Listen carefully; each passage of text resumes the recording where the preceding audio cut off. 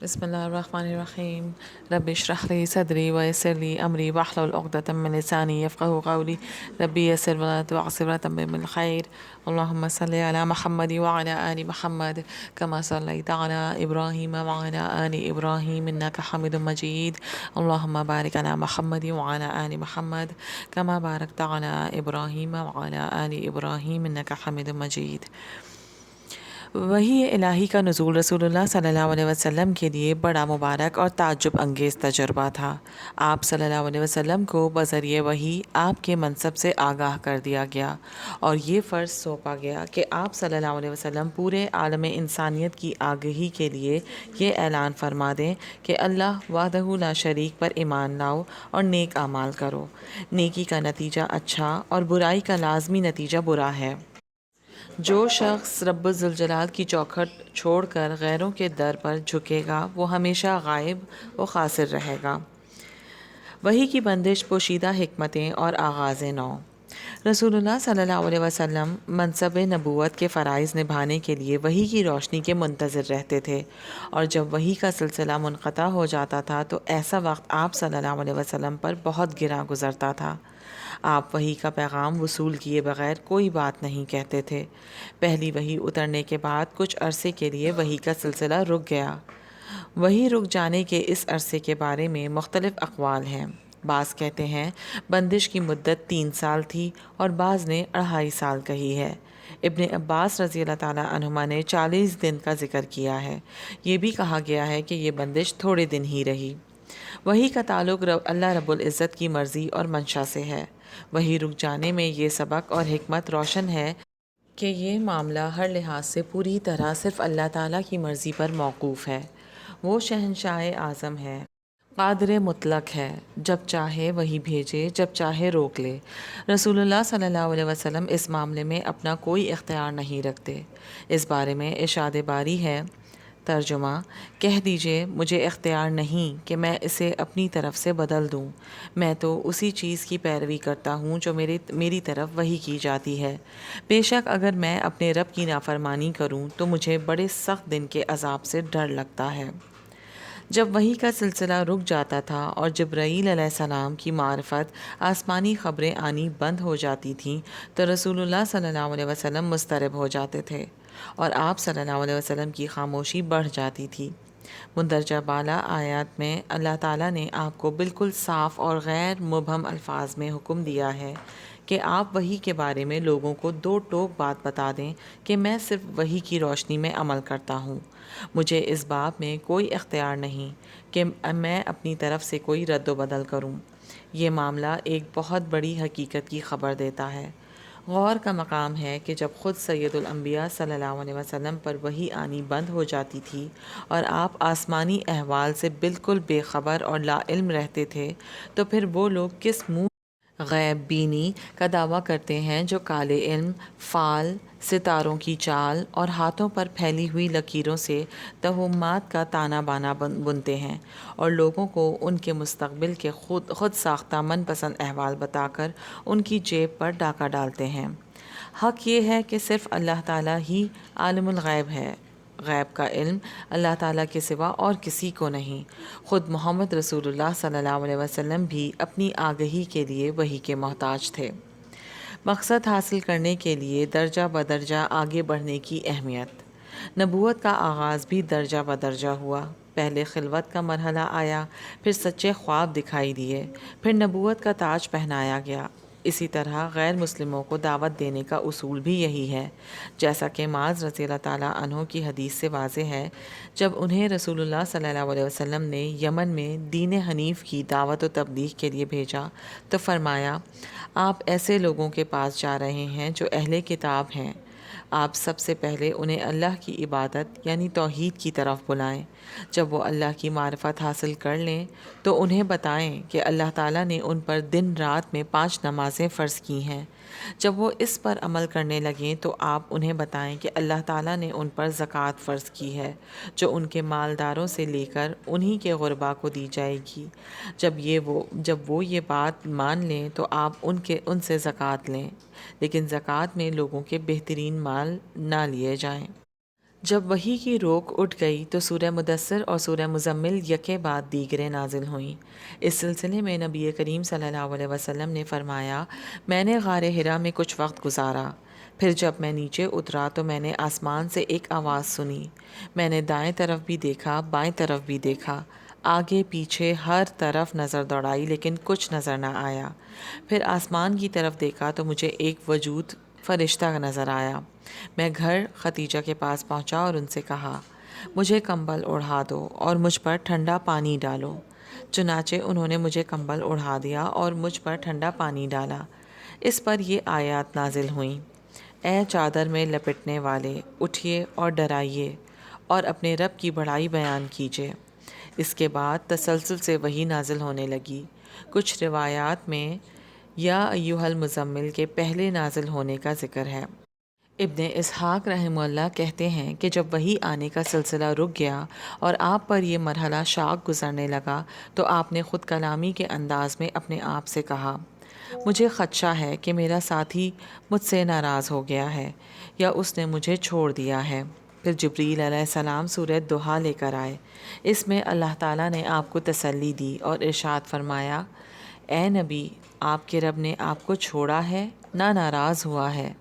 پھر مزید تسلی دیتے ہوئے فرمایا، اور یقیناً آپ کے لیے آخرت دنیا سے بہت بہتر ہے، اور جلد ہی آپ کا رب آپ کو اتنا دے گا کہ آپ راضی ہو جائیں گے۔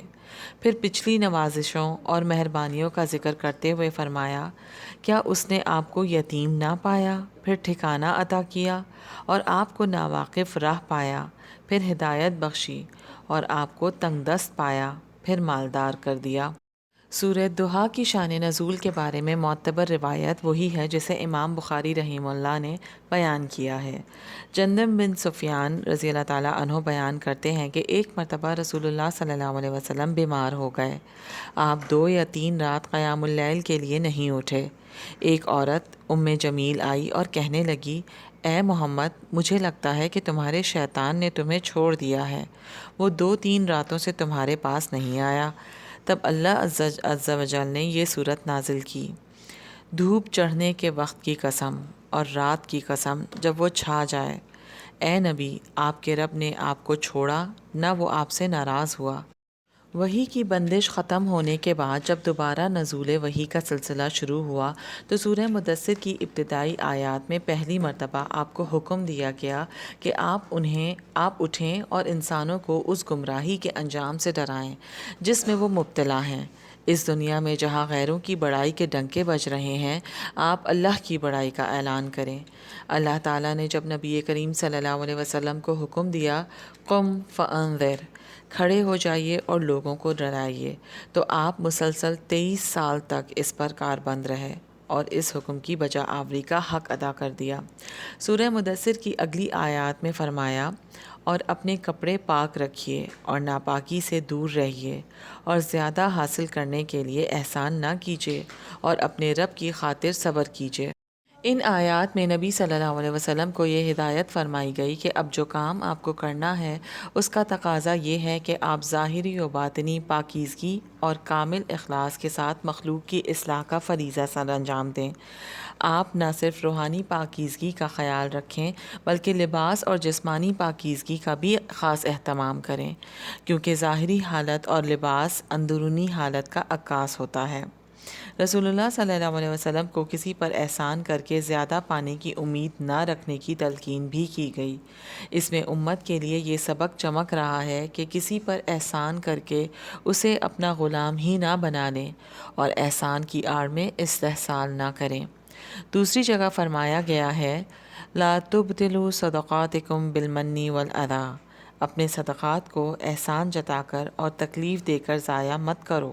فرمان الہی ہے، وَلِرَبِّكَ فَاصْبِرْ، میں یہ اشارہ ہے کہ اللہ تعالیٰ کی طرف دعوت کا کام شروع کرنے کے بعد مخالفین کی جانب سے مخالفت، استہزاء اور مذاق سے لے کر آپ کو قتل کرنے تک کی سازشیں کی جائیں گی اور مختلف تکالیف کا سامنا کرنا پڑے گا جس پر آپ کو صبر کرنا ہوگا۔ نزول وحی کی کیفیات۔ نزول وحی کی مختلف کیفیتوں کے متعلق اللہ تعالیٰ کا فرمان ہے، ترجمہ، اور یہ کسی بشر کے لائق نہیں کہ اللہ اس سے کلام کرے مگر الہام کر کے یا پردے کے پیچھے سے یا فرشتے بھیج کر، اور وہ فرشتہ اللہ کے حکم سے جو اللہ چاہے وہی کرتا ہے، بلا شبہ وہ بلند مرتبہ خوب حکمت والا ہے۔ حافظ ابن قیم رحمہ اللہ کہتے ہیں، اللہ تعالیٰ نے محمد صلی اللہ علیہ وسلم پر مختلف طریقوں سے وحی نازل فرمائی۔ نمبر 1، سچے خواب۔ انبیاء علیہم السلام کے خواب وحی ہوتے ہیں۔ نبی کریم صلی اللہ علیہ وسلم پر وحی کی ابتدا اسی طریقے سے ہوئی جیسا کہ ام المومنین سیدہ عائشہ رضی اللہ تعالیٰ عنہ کی روایت میں پہلے گزر چکا ہے۔ نمبر 2، کبھی جبریل علیہ السلام ظاہر ہوئے بغیر ہی رسول اللہ صلی اللہ علیہ وسلم کے دل میں کوئی بات ڈال دیتے تھے۔ جب ایسا موقع آتا تو رسالت مآب صلی اللہ علیہ وسلم مان سمجھ جاتے کہ جبریل میرے دل میں بات ڈال رہے ہیں، جیسا کہ خود نبی کریم صلی اللہ علیہ وسلم نے فرمایا، روح القدس نے میرے دل میں یہ ڈالا کہ کوئی شخص اس وقت تک فوت نہیں ہوتا جب تک وہ اپنا پورا رزق حاصل نہیں کر لیتا، لہٰذا اللہ تعالیٰ سے ڈرو اور اچھے طریقے سے رزق طلب کرو۔ نمبر 3، کبھی فرشتہ رسول اللہ صلی اللہ علیہ وسلم کے سامنے کسی آدمی کی صورت میں ظاہر ہوتا، وہ آپ کو وحی سناتا اور آپ اس وحی کو یاد کر لیتے۔ اس صورت میں صحابہ کرام بھی کبھی کبھی فرشتے کو دیکھ لیتے تھے۔ نمبر 4، کبھی رسول اللہ صلی اللہ علیہ وسلم پر وحی گھنٹی کی آواز کے مانند آتی تھی۔ یہ صورت آپ پر بہت گراں گزرتی تھی۔ وحی کی شدت کی وجہ سے آپ صلی اللہ علیہ وسلم کی پیشانی پر پسینہ چمک اٹھتا تھا، اور کبھی ایسا ہوتا تھا کہ آپ کی اونٹنی بیٹھ جاتی تھی۔ وحی کی اس شدت کو سیدنا زید بن ثابت رضی اللہ تعالیٰ عنہ نے اس طرح بیان کیا ہے، وہ فرماتے ہیں، ایک مرتبہ رسول اللہ صلی اللہ علیہ وسلم نے مجھے یہ آیت املا کرائی۔ ترجمہ، ایمان والوں میں سے کسی عذر کے بغیر بیٹھ رہنے والے اور اللہ کے راستے میں جہاد کرنے والے برابر نہیں۔ اسی دوران میں اچانک حضرت عبداللہ ابن مکتوم رضی اللہ تعالیٰ عنہ آ گئے۔ وہ نابینا تھے۔ رسول اللہ صلی اللہ علیہ وسلم سے عرض کرنے لگے، اگر میں جہاد کی طاقت رکھتا تو جہاد کرتا۔ عین اسی وقت اللہ تعالیٰ نے یہ وحی نازل فرمائی۔ اس وقت رسول اللہ صلی اللہ علیہ وسلم کی مبارک ٹانگ میری ران پر تھی۔ اس حالت میں مجھ پر اتنا زبردست بوجھ پڑا کہ مجھے اپنی ران کچل جانے کا خوف پیدا ہو گیا۔ نمبر 5، کبھی رسول اللہ صلی اللہ علیہ وسلم جبریل علیہ السلام کو ان کی اصل شکل میں دیکھتے اور وہ آپ پر اللہ کے حکم کے مطابق وحی کرتے، جیسا کہ سورہ نجم میں اس کی وضاحت موجود ہے۔ نمبر 6، کبھی اللہ تعالیٰ نبی صلی اللہ علیہ وسلم سے براہ راست ہم کلام ہوا۔ اللہ تعالیٰ کا فرشتے کے واسطے کے بغیر براہ راست کلام فرمانا ایسے ہی تھا جیسے اس نے حضرت موسیٰ علیہ السلام کو براہ راست ہم کلامی کے شرف سے نوازا۔ حضرت موسیٰ علیہ السلام کی یہ قدر و منزلت قرآن مجید کی اس آیت سے ثابت ہے، اور اللہ نے موسیٰ علیہ السلام سے کلام کیا۔ یہ فضیلت نبی کریم صلی اللہ علیہ وسلم کو معراج کی رات حاصل ہوئی۔ رسول اللہ صلی اللہ علیہ وسلم نے فرمایا، پھر مجھے اور زیادہ بلندی پر لے جایا گیا، حتیٰ کہ میں ایک ایسے مقام پر پہنچا جہاں مجھے قلموں کی سرسراہٹ سنائی دے رہی تھی۔ سبحان اللہ۔ نمازوں کی تعداد کم کرانے کے لیے آپ صلی اللہ علیہ وسلم بار بار اوپر جاتے رہے۔ اس وقت اللہ تعالیٰ نے رسول اللہ صلی اللہ علیہ وسلم کو کلام کا شرف عطا فرمایا تھا۔ سابقہ تمام ادیان و مذاہب میں بھی نماز کا تصور موجود تھا، کیونکہ یہ عبادت کی ایک بہترین صورت ہے۔ زمانہ جاہلیت کے لوگوں میں دین ابراہیمی کی جو چند باتیں باقی تھیں، ان میں نماز بھی تھی۔ شاہ ولی اللہ محدث رحمہ اللہ اہل جاہلیت کے بارے میں لکھتے ہیں، ان میں نماز بھی تھی۔ ابن اثیر رحمہ اللہ کا بیان ہے کہ نبی کریم صلی اللہ علیہ وسلم چاشت کی نماز حرم میں ادا کرتے تھے، کیونکہ قریش اس نماز سے ناآشنا نہیں تھے۔ حضرت ابو ذر غفاری رضی اللہ تعالیٰ عنہ بیان کرتے ہیں کہ نبی کریم صلی اللہ علیہ وسلم سے اولین ملاقات سے 3 سال پہلے ہی میرا معمول تھا کہ میں نماز پڑھا کرتا تھا۔ ان سے پوچھا گیا، آپ کس طرف منہ کر کے نماز پڑھتے تھے؟ ابو ذر غفاری رضی اللہ تعالیٰ عنہ نے جواب دیا، جس طرف میرا رب میرا رخ کر دیتا تھا۔ سیدنا عمر رضی اللہ تعالیٰ عنہ کے عمزاد جناب زید بن عمرو بن نفیل کے نماز پڑھنے کا بھی ذکر ملتا ہے۔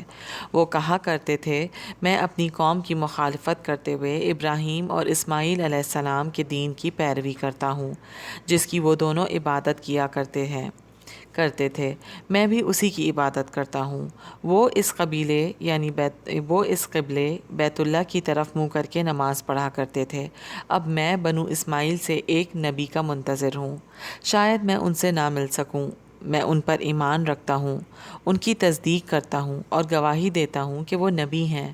انہوں نے عامر بن ربیعہ سے کہا، اگر آپ اس نبی سے ملیں تو ان سے میرا سلام کہنا۔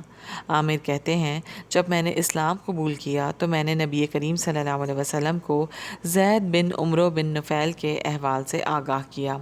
آپ نے ان کے سلام کا جواب دیا اور ان کے لیے رحمت کی دعا کی۔ پھر آپ صلی اللہ علیہ وسلم نے فرمایا، میں نے اسے جنت میں اپنا دامن گھسیٹتے ہوئے دیکھا ہے۔ ابن اسحاق رحمہ اللہ نے لکھا ہے، زید بن عمرو بن نفیل کہا کرتے تھے، اے اللہ، اگر میں تیری عبادت کا کوئی بہتر طریقہ جانتا تو میں اسی طرح عبادت کرتا، لیکن مجھے اس کا علم نہیں۔ پھر وہ اپنی ہتھیلیاں زمین پر رکھ کر سجدہ ریز ہو جاتے تھے۔ رسول اللہ صلی اللہ علیہ وسلم نے ان کے بارے میں فرمایا، یہ قیامت کے دن اکیلے مستقل امت کی شکل میں آئیں گے۔ رسول اللہ صلی اللہ علیہ وسلم کو نزول وحی کی ابتدا کے بعد جس چیز کی تعلیم دی گئی وہ وضو اور نماز ہے۔ ابن اسحاق رحمہ اللہ کہتے ہیں کہ مجھ سے بعض اہل علم نے بیان کیا، جب رسول اللہ صلی اللہ علیہ وسلم پر نماز فرض کی گئی تو جبریل علیہ السلام آپ کے پاس آئے۔ اس وقت آپ صلی اللہ علیہ وسلم مکہ کے بالائی حصے میں تھے۔ جبریل علیہ السلام نے وادی کی ایک جانب ایڑی ماری تو وہاں سے چشمہ پھوٹ پڑا۔ جبریل علیہ السلام نے نماز کے لیے وضو کیا۔ رسول اللہ صلی اللہ علیہ وسلم ان کے وضو کا بغور جائزہ لیتے رہے۔ پھر آپ نے اسی طرح وضو کیا جس طرح انہیں وضو کرتے دیکھا تھا۔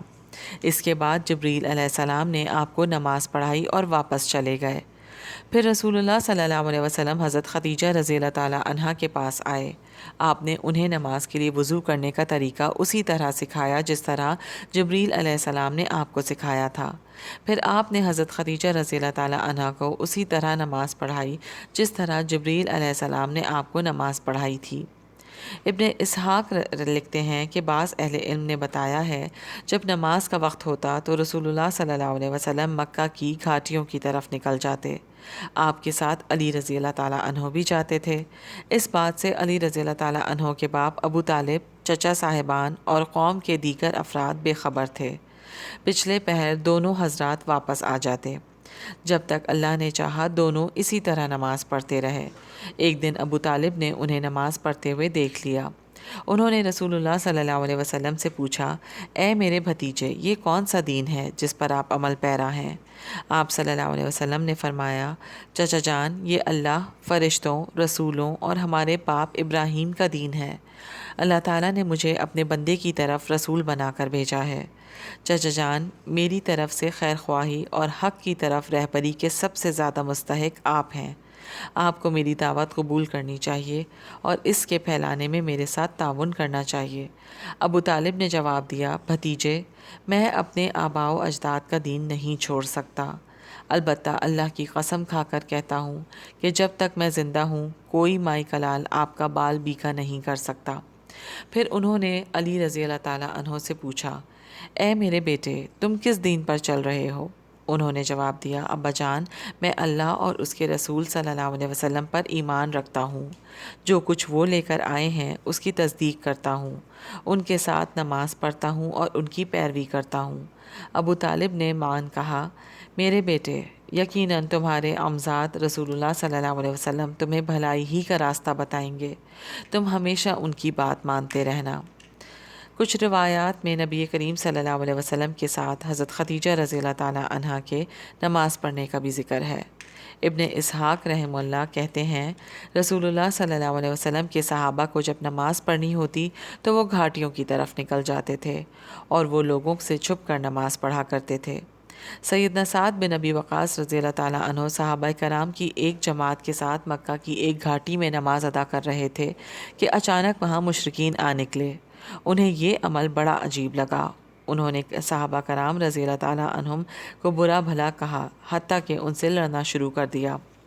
جب سیدنا سعد بن ابی وقاص رضی اللہ تعالیٰ عنہ نے دیکھا کہ مشرکین بلا وجہ مسلمانوں پر چڑھائی کرتے جا رہے ہیں تو انہوں نے ایک مشرک کے سر پر اونٹ کے جبڑے کی ہڈی دے ماری۔ یہ پہلا خون تھا جو اسلام کی راہ میں بہایا گیا۔ یہاں پہ آڈیو کو میں روکتی ہوں۔ وآخر دعوانا ان الحمد للہ رب العالمین۔ ربنا تقبل منا انک انت السمیع العلیم وتب علینا انک انت التواب الرحیم۔ اللہم صلی علی محمد وعلی آل محمد کما صلیت علی ابراہیم وعلی آل ابراہیم انک حمید مجید۔ اللہم بارک علی محمد وعلی آل محمد کما بارکت علی ابراہیم وعلی آل ابراہیم انک حمید مجید۔ السلام علیکم ورحمۃ اللہ وبرکاتہ۔